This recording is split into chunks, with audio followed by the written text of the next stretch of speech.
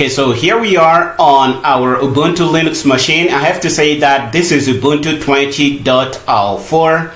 I am on the Qt website, and you see we have a button here that says download. This website may change in the future, but the process should be similar to find where you download your Qt files. So we're going to hit the download button here. It's going to bring us to this page that says Get Qt. We're going to go down to where it says download for open source users. Qt can be used under multiple licenses, but we are interested in the open source version in this course, so that's what we're going to choose. Hit the Go Open Source button here. That's going to bring us to this page here that says Open Source Qt Use. We're going to scroll down and go to the bottom where we see a button that says Download the Qt Online Installer. This is what we are interested in. We are going to click on this button and we're going to land on the Install Qt page here. That gives us options to download the installer binaries for our system here. You see, they detected that I am using Linux and they suggest I download the installer for Linux. If you look here, you see that we can view the other options. If we want to download for other systems, we can do that. And it shows the versions for macOS, Windows, and Linux. Since we are on Linux, I am going to click on Qt Online Installer for Linux 64-bit. That's my system here. And our download should start any minute now. Okay, we see a window pop up here saying that we can save this somewhere on our drive. You can click OK to start downloading. I am not going to do that because I already have this downloaded on my system. Okay, so download this and make sure it is somewhere on your drive. I am going to cancel out of this because I already have this on my system. And I am going to open my terminal here to browse to the location of my installer. Okay, so here I am in my home directory and I can change into my downloads folder. If I show all the files in here, I'm going to see that I have Qt Unified Linux. This is the thing we just downloaded. Make sure it has the permissions to run for whatever user you are on your system. Mine is set to be runnable by anyone on this system because this is a virtual machine. I don't really care, but make sure you have the right permissions. So let's do an ls alh to show all the permissions. You can see that Qt Unified Linux has all the permissions for all the users. I can run this, so let's do a /qt unified, and I'm going to hit tab to have this autocomplete. I'm going to run this and the installer should start.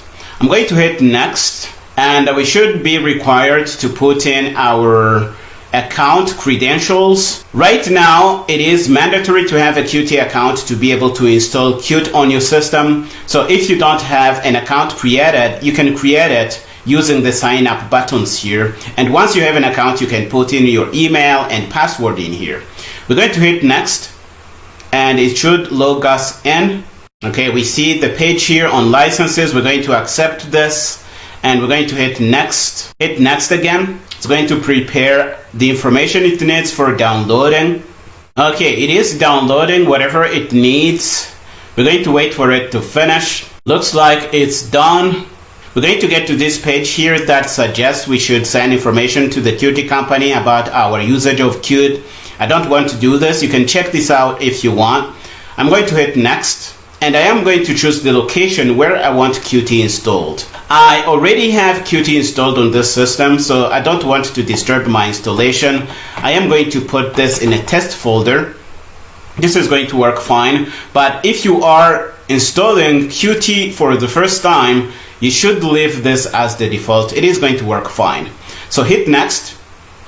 And we're going to go to this page that gives us different options of things we can install. You see, we have a lot of Qt versions in here.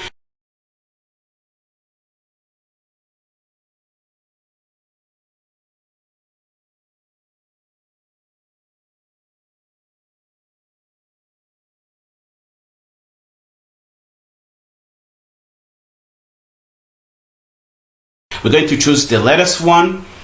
We're going to uncheck everything first, and we're going to check things we need to install in our install of Qt and Qt Creator.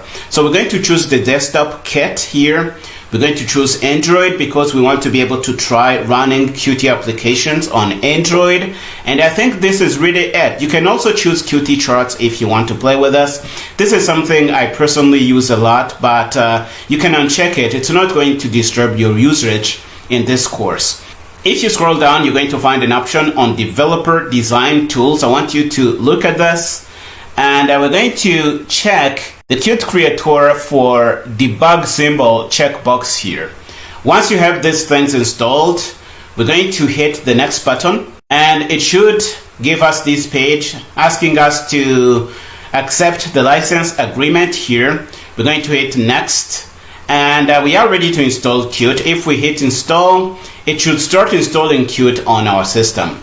I already have Qt installed, so I am going to cancel out of this.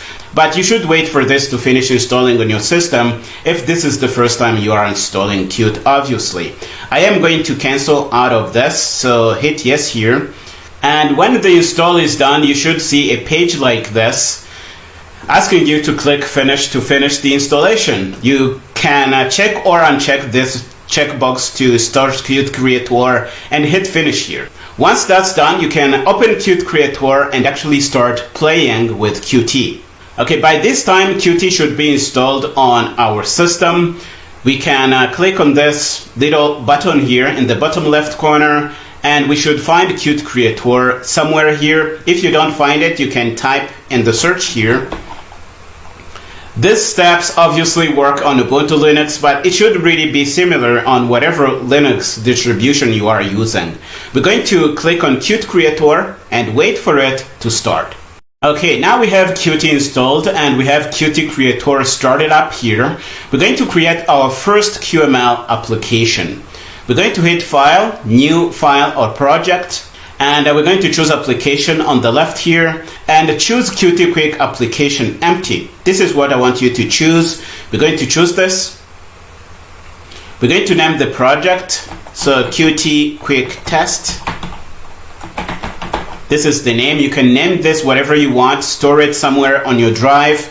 It is okay to put it in my home directory. Hit next. Choose QMake as our build system. We're going to use this version of Qt that we have installed, and we're going to hit next. We're not going to do any translation, so we're going to leave this as the default. We're going to hit next. Choose the GCC kit 64-bit and finish. This is going to generate our Qt Quick application, and what you see in the editor here is QML code. I don't expect you to understand any of this right now. We're going to have a chance to learn about all you see here and even more. So don't worry, we are just setting up the environment and making sure things work exactly the way they should. Okay, now we have our QML application. We can build it by hitting the hammer button here in the bottom left corner of our editor and open the compile output pane to see our application in the process of being built. Okay, looks like our build is successful, but if you get this error saying that user bin LD cannot find LGL, this is how you would fix it. You're going to run these two commands and it should fix the problem for you. What you would do in that case is to bring up your terminal and run sudo apt get install mesa common dev, and it's going to install whatever is needed. Another one is sudo apt get install libglu1 mesa dev, exactly like this, and it's going to download and install whatever you need. If you had that problem and run these two commands, you're going to be able to compile without a problem. Another thing that I actually forgot to mention before is that you need to have a compiler installed.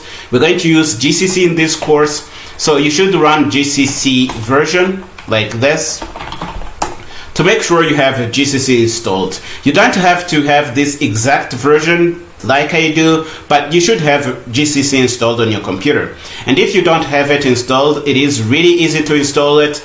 Just run sudo apt get install build essential, and it's going to give you everything you need to have a compiler on your system. So let's wait for this. It is not going to install anything because I already have GCC installed. So make sure you have a compiler and close out of this.